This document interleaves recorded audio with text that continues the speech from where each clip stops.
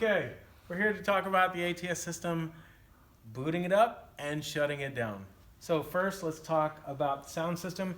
Here we have the entire sound system. We have a power button right here, power switch. This is going to turn on basically everything, wireless receivers, etc., not the computer though, we'll get to that. And it should turn on your console. And you'll see it boot up here, it says X32 Producer. Now the first thing we'll see, the first thing you want to do is sort of reset the settings of this board back to normal. So I'm just going to pretend like we don't know what kind of settings there are. Let me show you what to do to recall the default. So first you're going to hit the scenes button, so that's going to bring up a screen.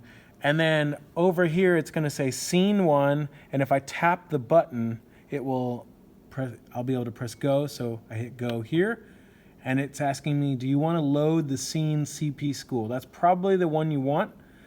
So we're going to hit the arrows over here, which is confirming it. So I hit the arrows, and it moves all of the things properly to the positions. Now, if you'll notice, we have faders for the wireless keynote. This is the lapel, the wireless handheld. And then we've got a few other things over here, like aux and computer. So just to go through those inputs, if you need to plug in a phone, we have this input right here. This is actually the aux input, so you'll plug your iPhone or whatever into this, or Android here, I guess. And then you can push it up and down using this control, louder, softer. And then our audio from our computer will be right here, and we'll push this up and down. Okay, let's turn on the computer and the projection system. So to turn on the computer actually lives inside this rack. There's a power button right here, so I'm going to push this button, and you'll feel it kind of click. You hear the chime. And then to turn on the projector, this is projector control over here. I'm going to turn on here. And you hear the beep to the projector. The screen will come on. And this, while you're zoomed in on that, this projector control also has a couple of different inputs. This DVD one, we actually have a DVD VHS player in the rack.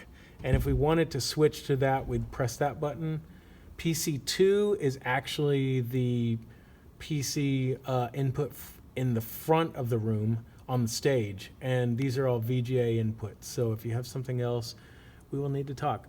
You also have these blank and freeze buttons in case you want to make a smoother transition sometimes, or you need to do something with the computer or whatever. So projector's on, computer's on.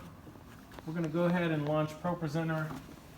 Now, right now, I'm looking at the screen and I can see the menu bar, so I can tell that it's actually on, and the computer's talking to the projector.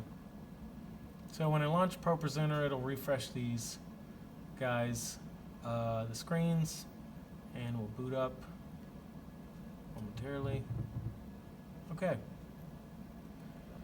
Who doesn't love oceans? So I click on a slide, it shows on my preview, and miraculously on the screen. Beautiful. You can also use PowerPoint. Right now it's set up as a 2-screen system. So now I'm going to quit this. One final thing I want to do is ignore warnings and show you where the microphone is. So down here we have a little drawer. Here's the handheld mic. I'm going to grab this, you flip it on, there's about 3-second delay, then you can talk into the mic. And when I'm talking, you should see this level for the wireless handheld bouncing up and down. And there we go. So if you need to push this up, get a little louder, or get a little softer if someone's really loud. There you go. Okay, let's go ahead and shut everything down. Shutting off the microphone, putting things away. I'm going to turn off this computer. And again, this computer is actually powered independently of the rack. The rack power is here, and if I actually turn this off, the computer stays on. So we'll shut the computer down. Yes, we really want to shut down. Turn the projector off. You heard the beep.